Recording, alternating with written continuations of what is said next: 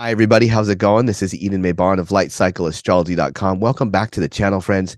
Today, we are doing horoscopes for all 12 rising signs for the Venus-Saturn square aspect that began to move into formation yesterday on Thursday, April the 13th, and which is perfecting today by right around 12:21 p.m. Eastern Time. And then it's going to be leading us into the weekend over the next couple of days as it separates out. So this Venus-Saturn square energy is really coming on the heels of the big Jupiter-Sun conjunction that perfected this last Tuesday, but which is still very much, kind of still in the air. And this Venus-Saturn square is really quite a different energy to the Sun-Jupiter conjunction, which was the major astrology of the week. So this is how we're finishing out the week with this more Saturnine and Venusian energy that is almost coming up against the Sun-Jupiter conjunction energy. So that's what we're going to get into today. We're going to do some horoscopes for all 12 rising signs. We're going to basically plug Venus and Saturn into particular houses based on your rising sign to give a little bit more of a personalized reading about how maybe some of these themes between Venus and Saturn could be showing up topically for you personally. So you'll have to excuse my voice. It is raspy. I've got a cold, and I'm going to try not to cough and sneeze and lose my voice here too much as we go on. So I'm really going to power through today's video, but I did want to let you know that at the outset that I just apologize for the raspiness. I think I caught this cold from somebody at work, but it's been going around out here. So I'm going to blaze through this video and then get back on the couch and watch some TV and drink a lot of tea. But anyway, thanks so much for tuning in for the Weekend Astrology episode. Before we dive into today's content, please like, share, and subscribe on the video and the channel if you haven't already. Leave some comments in the comment section that helps push the algorithm forward. And you can also hit the notifications so you don't miss any videos. And if you're ever interested in sending me a private message that isn't in the comment section, you can always go to lightcycleastrology.com, my website, and leave me a message there directly. Or that's also where you can check out my consultation services that I do there. Okay, now let's go ahead and pull up the real-time clock and take a look at this Venus-Saturn square that is almost perfecting by the time that I'm making this video late. Usually I make this the day before, but with the cold, I sort of got up early today, and we can see that it's already, very close to perfecting. Here's Venus at 4 degrees of Gemini, making this square back to Saturn at 4 degrees of Pisces. This energy is still leading us into the weekend. It's going to be separating out. And you can see here is the Jupiter-Sun conjunction that is still within that 3-degree range of engagement here in Aries. So this energy is very much still in the sky, and it was a big one. Everybody I know was feeling that one for sure. But in certain ways, this Venus Saturn square is almost antithetical or like oppositional to the archetypal energy of Jupiter and the Sun in Aries. So it's kind of interesting. This aspect that we're talking about today is almost like the counterweight or the counterbalance to some of the themes that you could delineate for the Sun-Jupiter conjunction in Aries here. So the timing again, we are going to be seeing East Coast time, the perfection between Venus and Saturn perfect right around 12:21 p.m. Eastern time.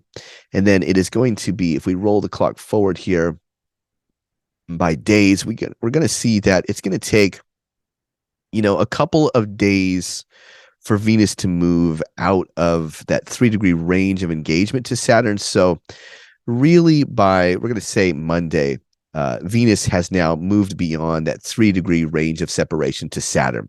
So that's really when the energy sort of fades away. And then, of course, we, as next week comes along, we're going to be talking about some pretty exciting astrology as well. Let me just show you this really quickly here.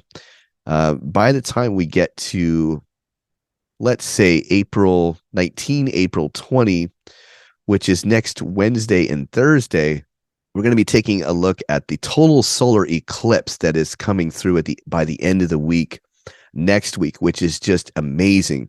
I'm really, really excited to talk about this energy. So next week, we're going to focus on this total solar eclipse that is happening in the very last degree of Aries. So I'll give you just a preview. It's actually an amazing thing because the moon covers the sun and eclipses it, blots out the light of the sun. And it takes a couple of hours for that light to return to the sun as the moon slowly moves away. And the eclipse basically happens at the very end of the sign of Aries, but it's so close to the end. It's like happening at 29 degrees and 50 arc minutes of Aries. And by the time the eclipse is finished, the moon and the sun have both transitioned into the sign of Taurus. So some pretty amazing astrology to take a look at by the end of next week. Okay, now before we jump into the horoscopes, let's just familiarize ourselves with the characteristics of Venus square Saturn archetypally or symbolically, particularly with Venus in this very bright springtime airy sign of Gemini, making a square back to Saturn in a pre-springtime watery, emotional, and Jupiter-ruled sign. So these two energies are really antithetical to each other. And that's where we get the characteristic of that square being about some kind of tension between two things that are really at odds with one another. So I've got a couple of themes to sort of draw this out and give some examples on this. Theme number one is conspiracy theories and superficial conversations. I love this one. So you can imagine it, right? Saturn in the sign of Jupiter. You're going to get Saturn as a guy that is, he's a lord of the winter and darkness. He is said to be a god that is associated with deceit and secrecy. He is also very worldly. He connects to things that happen in secret in the world. He kind of has that deals made between powerful people in back rooms that nobody knows about that is going to take over the world.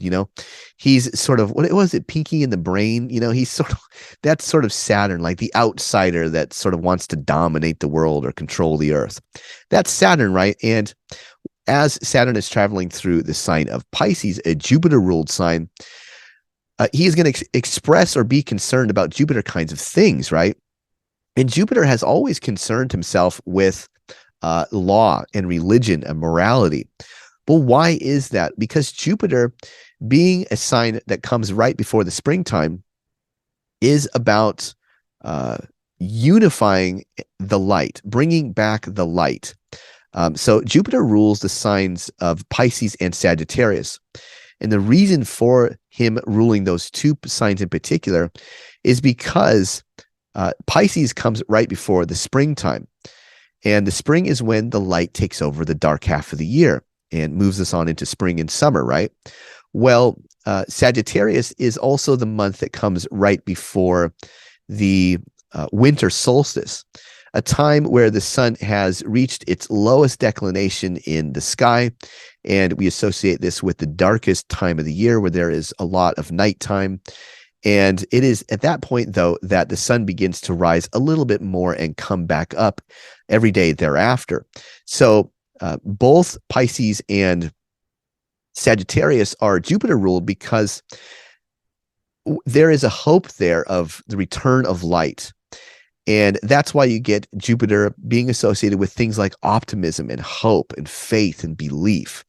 It's as if the months that come right before the return of light are always about some kind of redemption of light.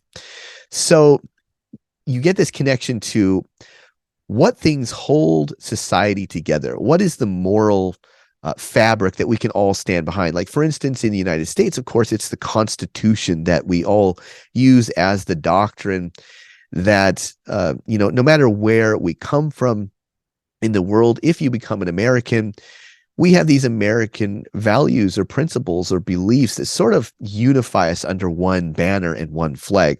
Well, that's Jupiter. What brings us together? What is the social, moral, or legal glue that sort of binds us together? That's Jupiter, right? So Saturn is going to be brooding over questions of society. What are the questions of belief? What are the morals that we should hold on to or discard? So conspiracy theories. Here's this guy that is interested in secret deals that are there to control the earth, running through a sign that is concerned with what is the fabric that binds nations together. So you got the conspiracy theorist at a party who's, trying to tell you about, um, and I'm forgetting the beer. Was it Anheuser or was it Budweiser? I think it was Budweiser, right? It's like somebody, there's a party and somebody comes to the party and is just kind of sulking around and he's got a lot on his mind and he's heard about the Budweiser thing. And I'm saying he, like it could be a girl too, but a person is bringing into the party atmosphere this heavy kind of emotional, cathartically charged conspiracy theory and says, hey, did you guys hear about the Budweiser thing? And all that stuff. And then here comes the Venus and Gemini part of this, which is the superficial conversation. And I don't mean, if you have placements in Gemini, I don't mean to be offensive by saying you're superficial. Superficial, not in a derogatory sense, but insofar as Gemini is quite the opposite of Pisces, because Gemini is already in the light. Gemini is a time of the year that is right before the culmination of the light at the time of the summer solstice that comes at the end of the sign of Gemini. So that summer solstice moment is building up to the maximum light. So it is a Mercury ruled sign, and Mercury is a very fluid and flexible god that is concerned with having mental agility, being conversational. And I think that Gemini doesn't want to get mired in too heavy or deep of a topic. It wants to go to a party and it wants to be, especially Venus, wants to be that charming socialite that's just saying things that are charming and funny and light and fun loving. That's Venus and Gemini. Let's just keep things on the surface. Let's not get too mired in anything heavy, So there you have it, the square between like the guy that wants to talk about the conspiracy theory. And this isn't a conspiracy theory, the specific example with the beer company, but you get the sense of what I'm saying. It's the guy that wants to bring in the heavy topic that has like a moralizing kind of thing to it.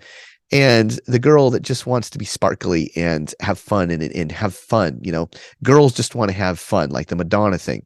That's the energy that is sort of coming into a tension together that we are feeling over the next couple of days as Venus and Saturn are in a square.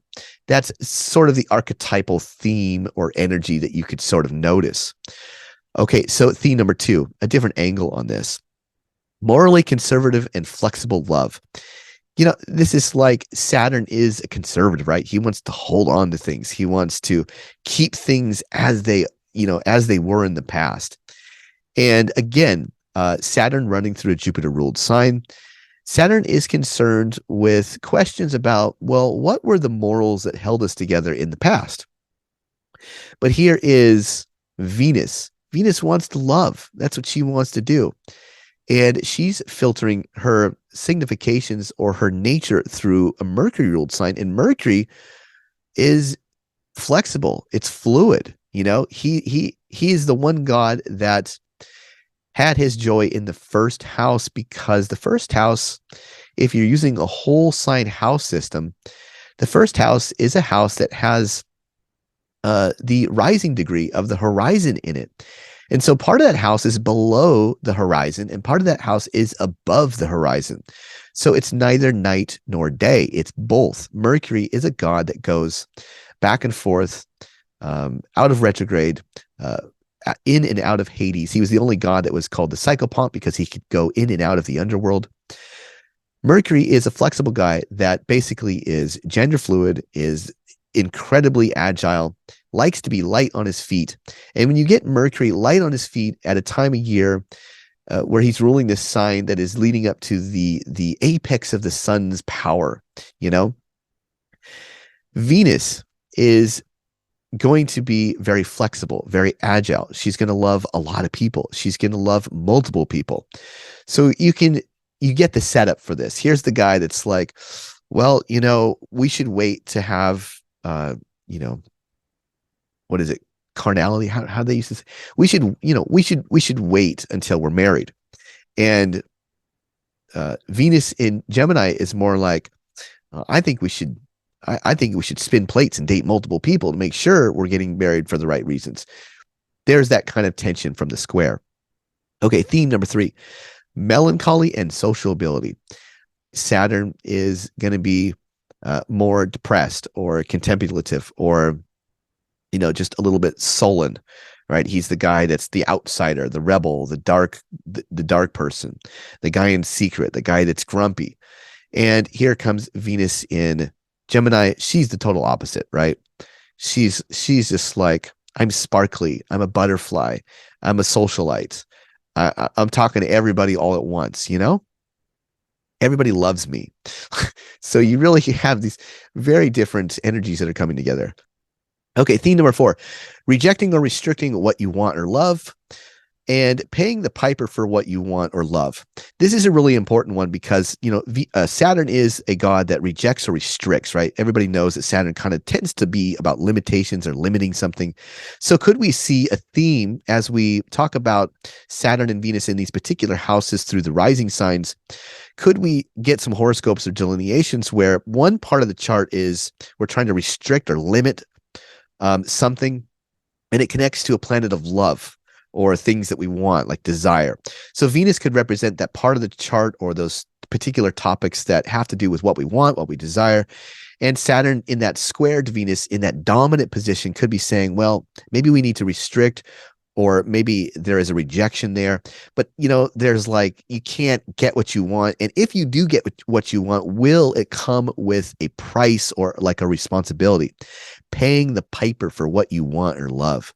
That's also a big theme that I could see is probably one of the main things that a lot of us will be noticing in particular. Okay, theme number 5 is holding together by conserving the past and taking apart for or with love or desire.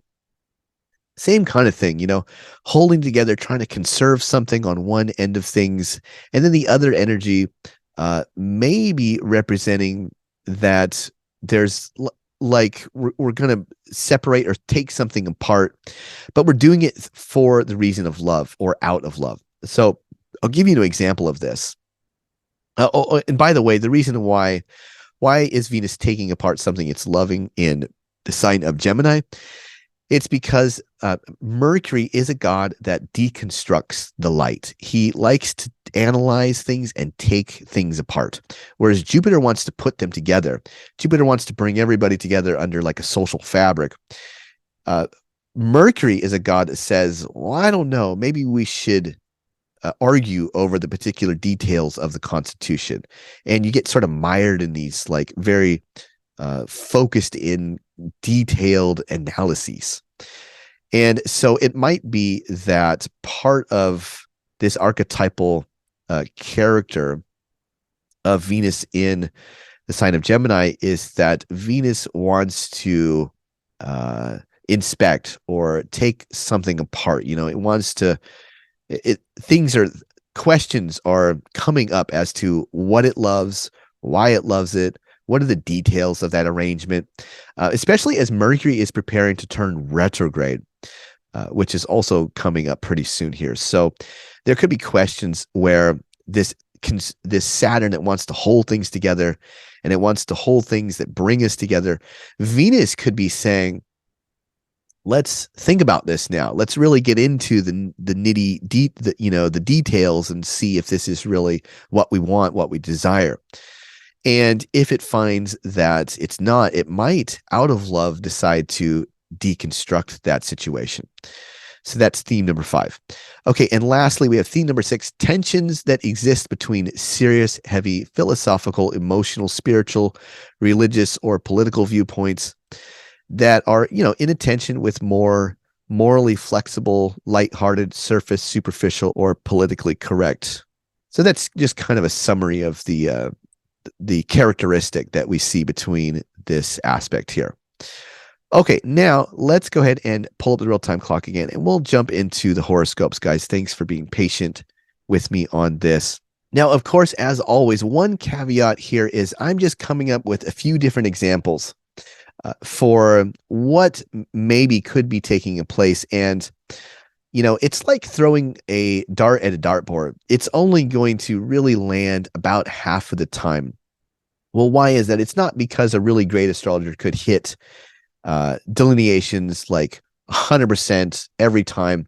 The reason is because if you think about it, there are 8 billion people in the world. And if you divide 8 billion people by 12, in order to, let's say there are 12 rising signs. So let's take all the people in the world and say that there's an equal number of each rising sign, right? Well, that would make 960 million Aries risings. Now, if I could somehow get 960 million people to watch their rising sign, that would be awesome, first of all. But second of all, if I go into just one or two examples, are all 960 million rising signs for Aries rising sign, for instance, are those one or two things going to land for them? In other words, no, of course not. So some of these things that I lay out for each rising sign, it's just to get the ball rolling. It's just so that you can see the archetypal characteristic of Venus in Gemini and Saturn in Pisces. And I sort of bring those into the particular house topics. And I try to get you close enough to those topics so that you might be able to go, oh, I see now. We're talking about this or that. And even though I might not say the exact, the dart hitting the bullseye kind of thing, it's just meant to get you in the neighborhood. Something about the 12th house, something about the third house, right? So just keep that in mind because that's the way horoscopes work. Astrology has always been a practice that it has, is a two-way conversation between an astrologer and a person that is being read for. And so the astrologer gets that feedback naturally, and that goes, and that helps them go, oh, okay, I should maybe go over here with the symbolism. And then the person says, well, yeah, but then this happened. And then the astrologer can go, oh, okay, let me go over here with the symbolism. That's sort of the way it works. It's a two-way conversation. But of course, when I do these horoscopes on camera here, I don't have any feedback from like Aries Risings or Taurus Risings.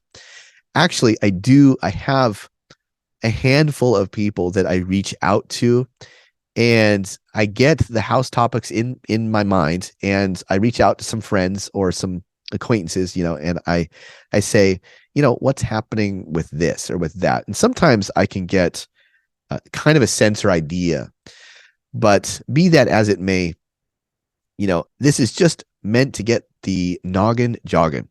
Okay, but let's go ahead and talk about Aries. So if you are in Aries Rising, we are seeing the action between the 12th house with Saturn and Pisces in the 12th and Venus in Gemini in the 3rd.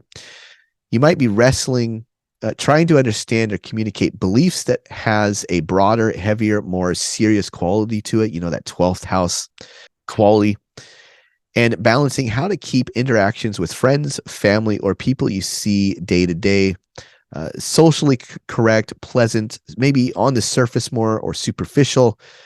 Or you might be contending with a situation that introduces heavier content to you when you would prefer to keep it light, right? So the 3rd house is just that very day-to-day interaction with people, neighbors, friends, people that you always interact with. That's where Venus is in Gemini. So might it be a tension that you notice between Saturn in your 12th house, maybe being more emotional or serious about things that are kind of heavier, maybe secretive in that 12th house place. And then, then you're like in a social sense, you're out there in your day-to-day environment, trying to keep it light and pleasant and correct and, sparkly and fun and enjoyable. And maybe those two areas are sort of coming into a little bit of a tension where maybe you're sort of wrestling with how to deal with some heavier things that is sort of percolating, in the recesses in secret somewhere deep inside of you that's heavier or more emotional. But then, it's like, is it appropriate to just spill that out, into the everyday world?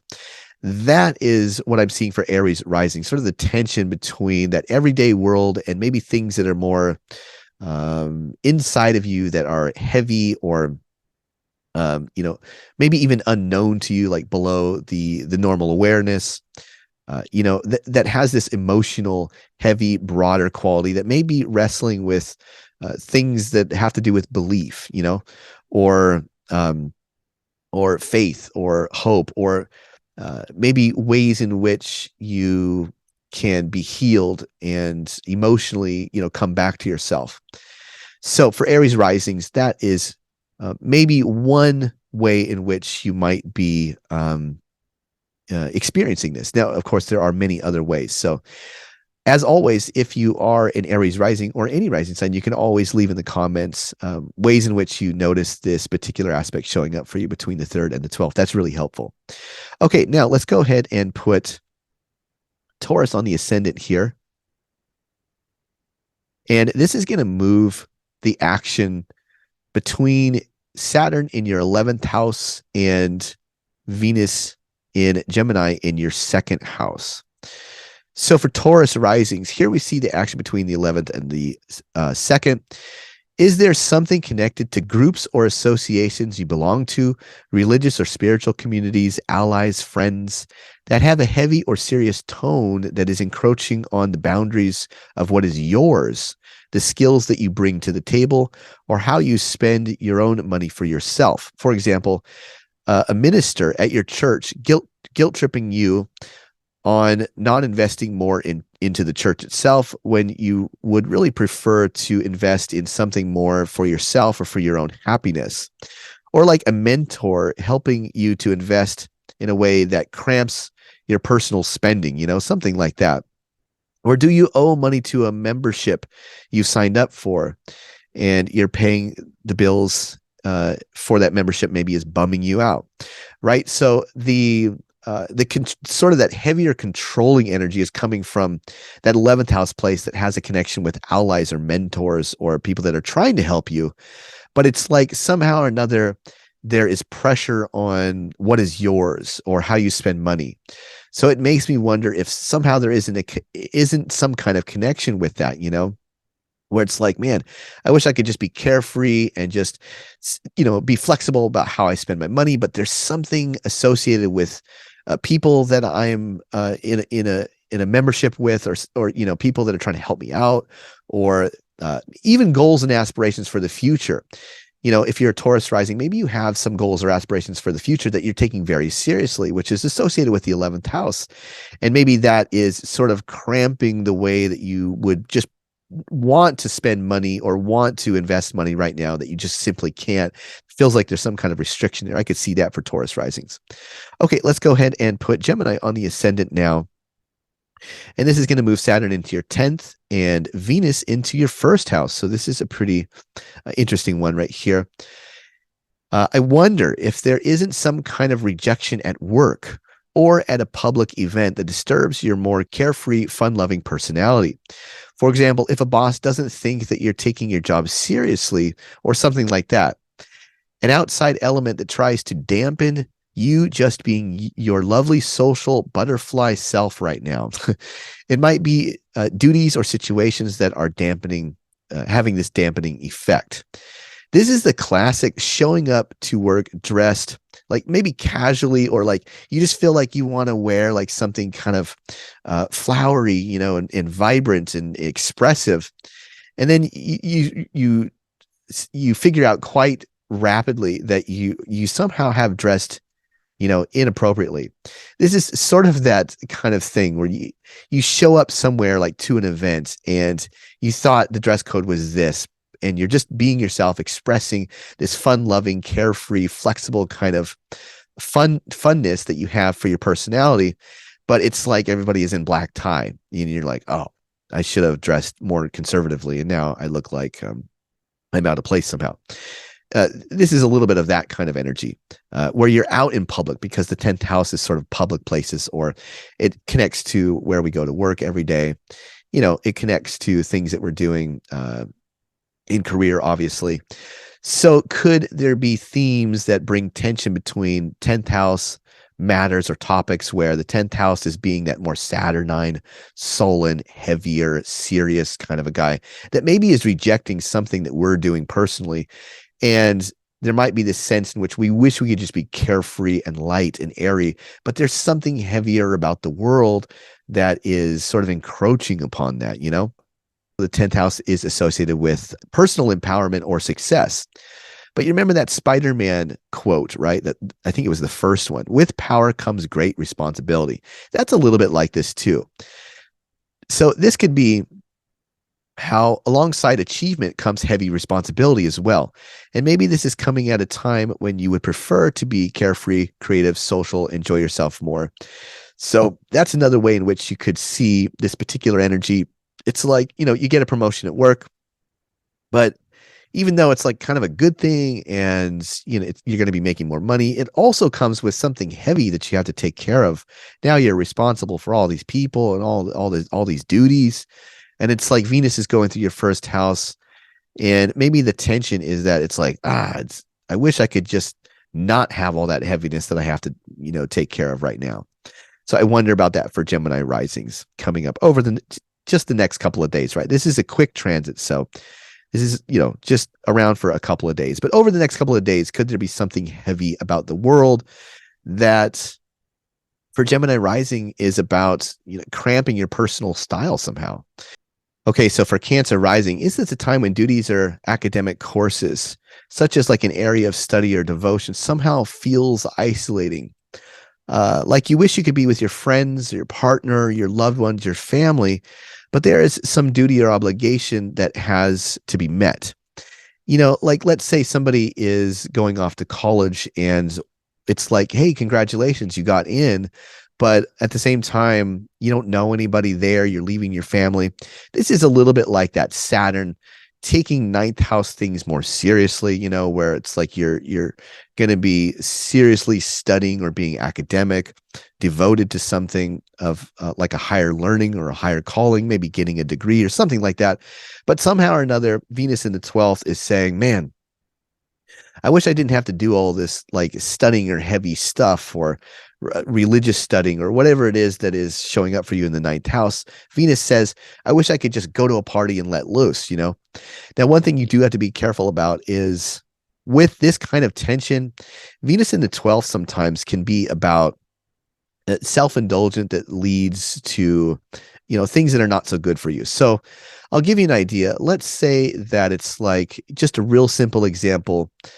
You have to study for something. So all weekend long, you're just locked inside your chair and you're just reading and reading and reading. You know, you're learning and you don't have time to make food for yourself. So you just end up eating the most crappiest, junkiest food. Maybe you're just indulging on chocolate instead of like doing something that is better for you because you don't have the time because there's this heavy devotion from the ninth house. So it could be something a little bit like that. So you do have to be careful to take care of yourself, you know, or to not overindulge in things that are bringing you pleasure, because it also could be the quintessential thing where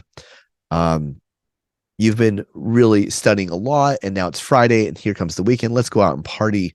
You know, not that I'm sure a lot of people that are watching this are party animals, because I think my audience is pretty rational and level-headed and sensible, but you could see certain ways in which people that are Cancer risings out there might go just a little bit overboard in ways that are Venusian, like being very social at a party, you know, maybe casually hooking up with somebody, drinking too much to the point of getting a hangover, you know, things like this. I'm not saying that if you're a Cancer rising that you're likely to do this, but what I'm saying is that there is kind of that theme in the air of maybe doing something that is overboard a little bit, that has its claws in things that you like or desire, things that bring pleasure that maybe are not so great for you, right?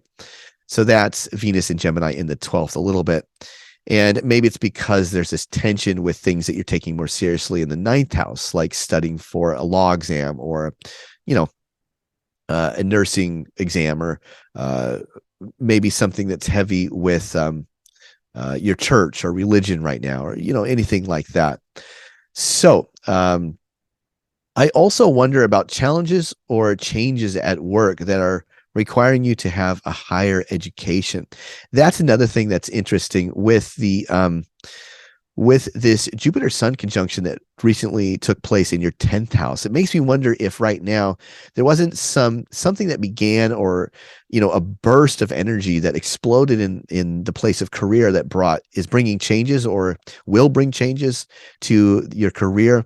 And it makes me wonder if somehow Saturn in the ninth isn't saying, okay, now we go back to school to get further education to advance the career because of these changes or something like that, and maybe this is just coming simply at a time where Venus is just not so ready to do that, because Venus just wants to be a little bit more casual, so play with it. It's something around ninth house, 12th house that is in attention. It may have something to do with career, or changes in the career, I think. Okay, let's go ahead and put Leo on the ascendant. This is going to move Saturn into your 8th whole sign house. And Saturn is making that square over to Venus in your 11th whole sign house. Okay, so for Leo risings, I wonder if the responsibilities of bills or loans, financial obligations of a relationship are somehow dampening enjoyment of your social life or even work aspirations. For example, somebody that goes off to university and has to leave home is committing to student loans, maybe saying goodbye to friends or siblings or a boyfriend or girlfriend. Hopefully, this isn't because of a change in the pursuit of study or travel due to failing a course, for example. But yeah, you get this action between the 8th, where Saturn is moving into a place that has to do with bills or debts or obligations, getting loans, and this square over to Venus in the 11th that has to do with friends and socializing. So Venus is a very social, extremely social planet in the 11th house in Gemini, right? But what is it about the duties or obligations to maybe a partnership, or like the financial things of a partnership or relationship, that somehow are bringing tension to social fun or activities with groups that you belong to, or social situations that you're involved with, or is it, you can almost think of like somebody that goes off to university. Here you have the Sun and Jupiter in the ninth, having gone through that conjunction, speaking to something very exceptionally is beginning, maybe with academics or study or advancing education. And it's like, I wonder if some Leo risings out there aren't like having almost like going away parties, right? Where it's like, hey, I got into college. I got this heavy responsibility to these loans, and, but let's have a going away party for me because I'm going to be moving out of state or something like that, right? But it's like a big new thing that is kicking off. So it might not be that, of course, you're going off to college, but just some kind of tension between the 8th house and the 11th house, where Saturn is taking on the duties, debts, responsibilities, loans, payments, the obligations of shared resources or bills that we have to pay off or pay back. That has something to do with how we are social, the friends that we hang out with, the groups that we hang out with. That's kind of the connection that I see for Leo risings. Okay, so if we put Virgo on the ascendant, this is moving Saturn into the 7th house in Pisces here, that is making a square over to Venus in the 10th. This is a really interesting one because the 7th house has a few different topics in life that it can relate to.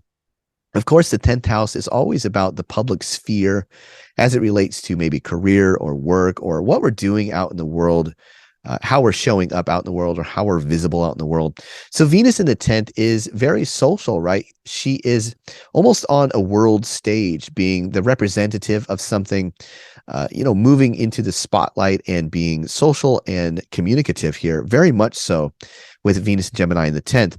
But Saturn, what is the tension, maybe something that is being limited or restricted that is coming from either relationships or partnerships?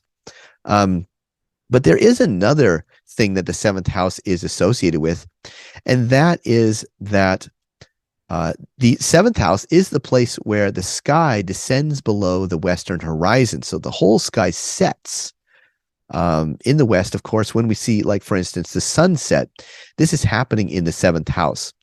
So The seventh house is also related to things that are setting or coming to completion or becoming final. And sometimes there's a connotation with things that die and pass away or become finished, you know? So this makes me wonder if something isn't related to something coming to completion for you out there in the world. Like for example, could this be a time where, you know, for some people they're deciding to retire right at this moment, and this could be maybe the weekend that they celebrate that retirement. Maybe they cash out their 401k, and Saturn in the seventh simply means that the actions of the career have now come to a place of setting, have become finalized. But also, you do get some other interesting things here. I know a Virgo rising person that is very close to me, and there was a death. And so for this person, there was very much Saturn representing an actual death. And I imagine over the next couple of days, this person will be required or have the responsibility of handling that. And that's going to be a very social, public thing to have to go through. So you get the sense that you have this tension between, you know, things that are having to do with things that are becoming finalized or setting with things that are somehow public. That is another way in which you could see this if you're a Virgo rising. Okay, now let's go ahead and move the clock forward and put Libra on the ascendant. So if you're a Libra rising, this is moving Saturn into your sixth house in Pisces here, and that is making a square to Venus in the ninth house. And so for Libra rising, I wonder, now Venus is your ascendant ruler. So I'm wondering if this is a time when you begin to imagine that maybe you could be something if you got some more education or accreditation, right? This image of what you could become might be a person who has a particular skill in something technical, informational, perhaps marketing, or something that is artistic.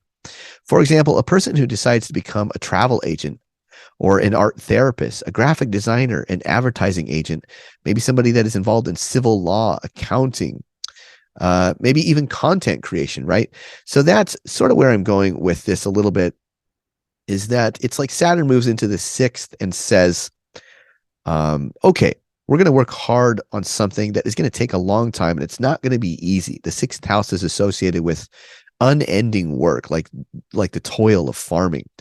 Now, Venus as the ascendant ruler for Libra risings, right? It's like Venus representing the image that you have for yourself personally. Who are you as a character in the world? And Venus moving into the ninth may be about you beginning to see something different for yourself that has this Gemini quality, but it's like if I learn something technical, if I go back to school and, you know, get involved, get my law degree, or, you know, get involved with something skillful and technical, get that higher education. Can I imagine myself as this kind of person? That's where I really see this. And it's as if Saturn is somehow in the sixth saying, well, sure, yeah, let's do it. But it's going to be a lot of work. It's going to take a long time. It's not going to be easy. And maybe there is like some fear or tension surrounding that idea or concept. It's like, I want to be this person. I can really see myself in a new way. Also, I never had this vision, you know, and it's like, I could do something like that. Especially, you know, look at this. You have Mars in the 10th house in Cancer, and it's fall. You have this big conjunction of Jupiter and the Sun in the 7th house. So there could have been changes around relationship and work that are maybe driving perhaps maybe an image about yourself begin to come into view, you know, and it's like, okay, I could do this. I could become that. I could see myself having this knowledge or information, but it's going to take a lot of work. Okay, so that's what I have for Libra rising. Now let's go ahead and put Scorpio rising on the ascendant. This is going to move Saturn into the 5th house and Venus into the 8th house. So interestingly enough, now normally I have pretty good takes on Scorpio Rising horoscopes because I am a Scorpio Rising. But I'll be honest, this one was a little bit challenging for me to see simply because me getting this cold and becoming sick, I could see how this is showing up in the chart, but not really with the Saturn Venus square so much. I could definitely see, like for instance, Mars in its fall in the ninth. Well, Mars is my ascendant ruler, so the ruler of my body and my physical temple, right, being in fall in the ninth. And what was I doing when I was sick? Well, I was coming up with horoscopes. So you could see it in certain ways like that. But Saturn in the fifth house of children or creativity, making a square to Venus in the eighth house. That's pretty interesting for Scorpio rising. But some of the things that I did come up with were that this could probably relate to what a partner or spouse expects of you or what you expect of them with regards to parental responsibilities. That's one thing that could definitely come up. You know, like for instance, my poor wife, who, you know, as many people know who watch this channel, we have a newborn, and who is just about a month old. And of course, because I'm sick now, it's like she has two babies. So, you know, a little bit of that kind of quality you could see right there with that. But could it be that someone wants to dip into the savings to buy something? That's another example I think could come through here. And perhaps maybe the other person says no. And maybe the reason that they say no is because it has something to do with what the kids need, you know? So maybe there are those themes between children and the shared resources of the parents. And it's like, you could see like somebody saying, I just want to go out and buy this. You know, I've always wanted this thing. It's going to be a lot of fun having it, like a dirt bike or something. Like I would love to buy a dirt bike, but why don't I have a dirt bike? Well, because it's one of those things that is always like, yeah, one day when we don't need to get this first, when we need to get that first. And this could be one of those things where it's like the children need something or come first. So there's some duty or responsibility to that that has to do with what the resources of the relationship or marriage require, you know? Or another example of this could be, are children a source of anxiety for some reason? That's another thing. It could be that something about children is bringing anxiety. You know, that eighth house has a connection to things that bring us anxiety for things of the future. The eighth house is on its way to the setting place, the seventh house. It's sort of being pulled down. It's coming down from on high. When you look at the 10th house, it's right over your head. It's the culmination of the sky. So things rise up to culmination. And then what do they do after they rise? After high noon, the sun begins to wane and get lower and lower until it sets. Well, the eighth house is in this position in the sky that was associated with the fear or anxiety of the future, because the future is showing something that is setting or being taken away. That's where you get that connection to bills or taxes or debts. It's like you borrow money, but you're going to have to pay it back. It's going to get taken away again. So somehow connect children to things that are maybe fearful or anxiety ridden, that have a connection to children. You know, maybe you're just worried about the future of your children or how to take care of your children financially, or, you know, things like that, right? There could be something connected to those two particular topics. Now, if this isn't anything family related, I wonder if this could be about something indulgent now coming home to roost. Okay, so I'll be honest, the fifth house has a connection with just being overindulgent. That's why one of the more ancient associations to the fifth house was, like, say, gambling. So, you know, this is like the place where you engage in recreational enjoyments, like going to bars or parties, or going to a casino or something like that. So you got to be careful with Saturn moving into the fifth. If it doesn't have anything to do with relationships or children, I wonder if that square to Venus is Venus, you know, receiving that tension of Saturn saying, man, we used to go and do this and it was fun and it took some money, but we can't do that anymore because the future's coming and we need to be a little bit more careful with how we spend the budget or something like that, because we've got bills, we got rent, we got, food prices are incredibly high. I could almost see this as people just being stressed out about food prices, if you're Scorpio rising. I know I am as a Scorpio rising. It's like, man, we used to eat out a lot more at restaurants, but we got to restrict that. We got to limit that because food is going up like crazy. And, we need that money for other things like bills and rent and our grocery budget, and for the kids, baby diapers, right? So that is one way in which we could maybe see this if you're a Scorpio rising.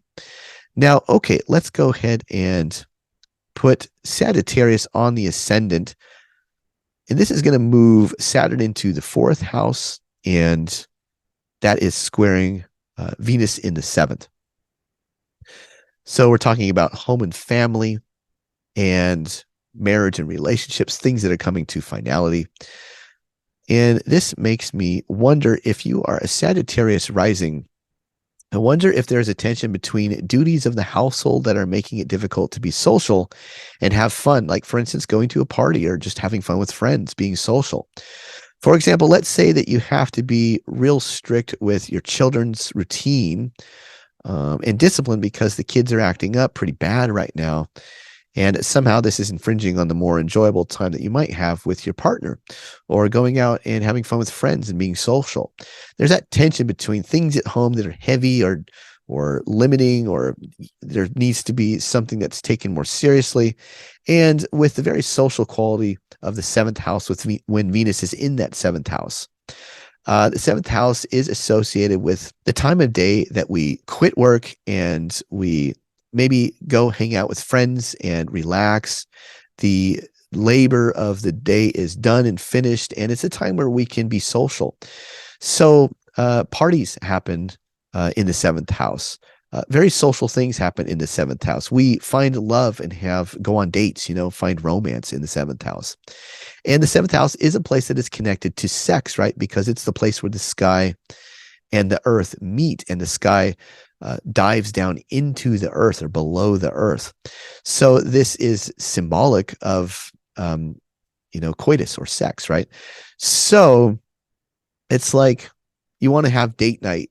You want to have a good time with your partner, but you can't. There's something at home that is taking responsibility, is being difficult, and is causing, just for a few days, is causing a little bit of like a hardship around just being more sociable or just having fun, or, maybe being a little bit more romantic. So that's what I'm seeing for Sagittarius rising. So nothing too earth shattering, just a couple of days where maybe there's a little bit of tension between the home and, having fun out in the world, or with a partner, or with friends, or romantic situations, maybe the sex life or something like that. Okay, now let's go ahead and put Capricorn on the ascendant here. This is going to move Saturn into the 3rd house, that is making that square to Venus in the 6th.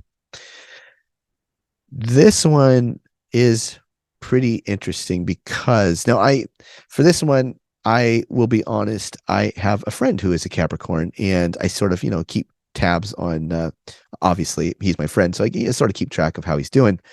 And, Saturn is, for Capricorn rising, Saturn is your ascendant ruler. So right off the bat, what is it about you personally, like your personality, your psychology, your body? What is it about you that you identify personally that it has a connection to the 3rd house that is making a square over to Venus in the 6th? And for this one particular example that I know of, it's this kind of scenario where it's like you might feel, if you're a Capricorn rising, like you have to be the manager of situations, or you have to be the one that is overseeing things, managing it, making sure everybody is doing what they're supposed to be doing or being responsible. So it could be something like, oh man, Venus in the 6th house of coworkers and employees. It could be, feeling like you personally have to step in and manage things that are difficult or challenging, maybe people that are connected to the workplace or that are under your employ or something like that. There's this way in which it's like you have to be the serious force that other people are then going to be contending with, and it's a little bit of a tension. Like, it's like, come on, guys, you're just being Venus and Gemini at work. Like, you're just talking too much. Like, work break is over. We got stuff to do, There is a sense in which there's a seriousness around the everyday environment. And because Saturn is the ascendant ruler for Capricorns, I wonder if it's like you're just not imagining, or there's an image of yourself as the person that has to take up that mantle of responsibility for the everyday environment. And there are things that need to get done. And by golly, Venus is just way too, chatty Cathy at work or something like that. So that's just one example. Now, I'm sure there are a lot more examples of this. If you're a Capricorn rising, go ahead and tell me your ascendant in the comments, and let me know if there's another way, because that's just sort of where I landed with this one, because I have a friend who's a Capricorn rising. But I hope that makes a little bit of sense. Anyway, tension between the everyday environment, you could say, and things that need to get done. And somehow the symbol of Saturn being your ascendant ruler, representing you personally, feels like maybe you personally have to be the person in charge of that. Okay, now let's go ahead and put Aquarius on the ascendant now. This is moving Saturn into the second house of money and finance.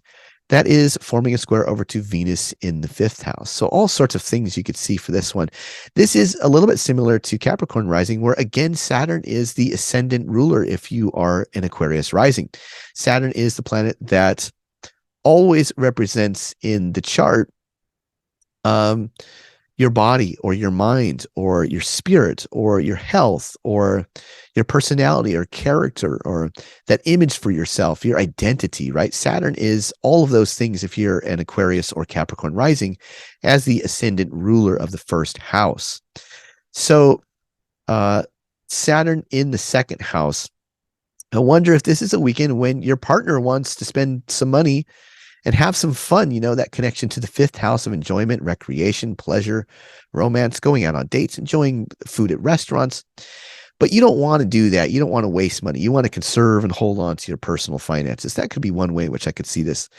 There might be this feeling that for you, what you own is like your foundation of security.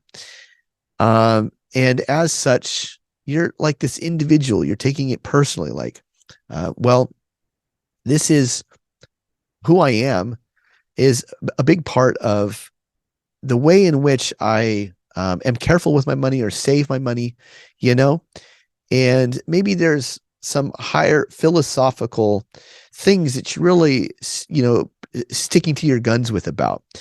And it makes me wonder with Venus in the fifth, if this isn't representing somebody else that is maybe like a partner, or a friend, or maybe a child, and it's like you're being asked to spend some money that you don't want to. So that's simply one way in which maybe you could see this right now. Now this might have to do, of course, with children, because Venus is in the fifth house, and Venus was said to have her joy in the fifth house, and Venus was a planet in particular in the fifth related to children. So definitely, could this be a time where you're trying to save some money, you're trying not to spend money, but it's like your children need something, or could it be more loosely something about values, but like moral values that have served you well, that you feel like you have skills that sort of maybe have a connection to the way you make money, or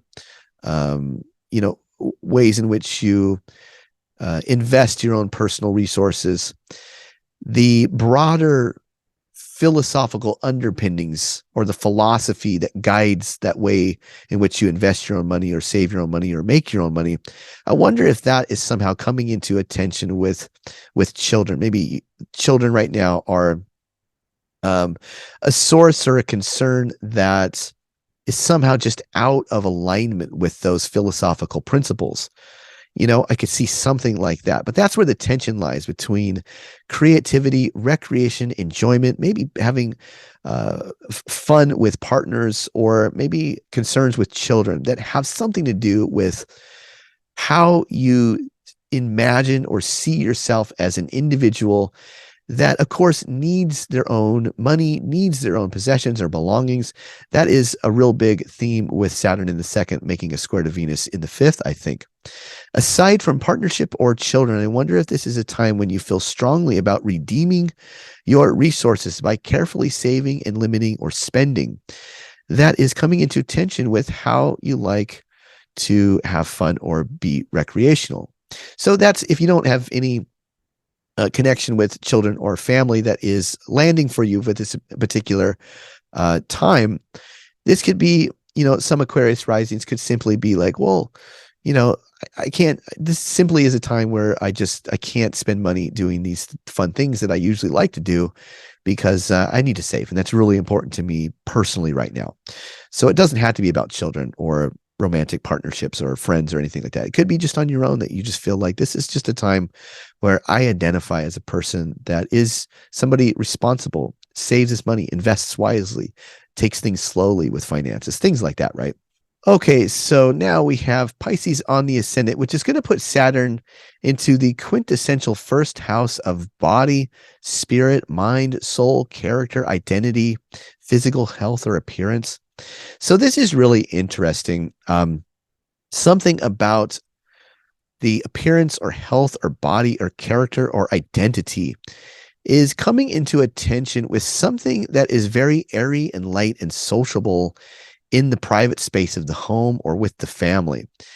It's almost as if who you are as a person or the mood that you're in just over the weekend is somehow it's in a more challenging position. Like maybe, it's like a sister or a relative that comes to stay with you for a couple of days and you're just not in the mood for it. Or it's like maybe you feel like you have to defend or stand up for yourself about who you are as an individual to a family member or to somebody in the home. And it creates a little bit of a tension in a social situation that is having to do with things at the base, with things of the family or home or relatives or friends that are very close to you. So there could be some tension between who you are as a person and people or relationships that you have at the base. That is one example of this.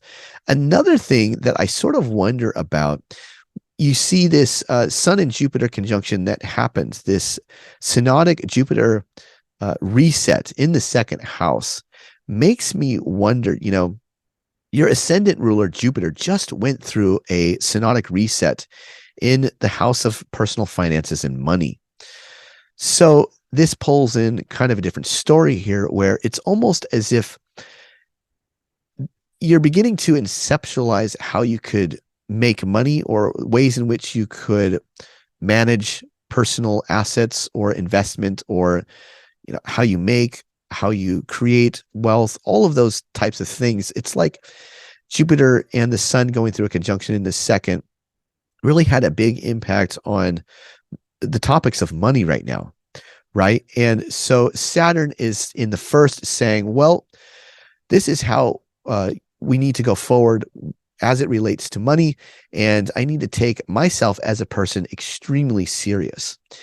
And I wonder if this isn't a time where somehow there is the need to maybe redecorate or create something at home that somehow fits that. So for example, like let's say there is a YouTuber out there, a Pisces Rising YouTuber, and now is a time where there's the need to create the YouTube studio to get that going, or maybe to like redecorate it or something like that. So I could see a little bit of those themes coming in here as well, So that's one thing that I could see. Now you do have Mars in the fifth house and its fall in the place of creativity. So there's this very frustrated energy around what it is that is being created right now. Or with children or recreation. So there's this tension in what you're creating. There's this new fire that is being lit in how you can make money or the ways that you make money. that might be very independent or adventurous in that Aries second house there. And then there is this way in which we're taking ourselves very seriously as a person, becoming older, more mature, more wise as an individual. And somehow there is the need to work with social things in the home or family, or with relationships or people that we love, or maybe with the home itself, aesthetically, decoratively, things like that. So that's how you sort of playing with some of these house topics as it relates to some of the aspects between the planets right now. Okay, guys, that's what I have for all 12 rising sign horoscopes for the Venus-Saturn square. I hope you guys found something useful out of this. Now, as always, you can go ahead and tell me what your rising sign is in the comments and say, hey, Eden, this is what happened. Just a short story. You don't have to give me that much detail or like tell me where all the planets are in position. Just like, hey, I was with my sister, blah, blah, blah. This happened. I'm a Sag rising. How interesting. That's always really great to get that two-way communication going between, things that are happening out there that we connect with, that are archetypally being expressed, and seeing how that works out in the chart based on your rising sign. It's always really great to see that.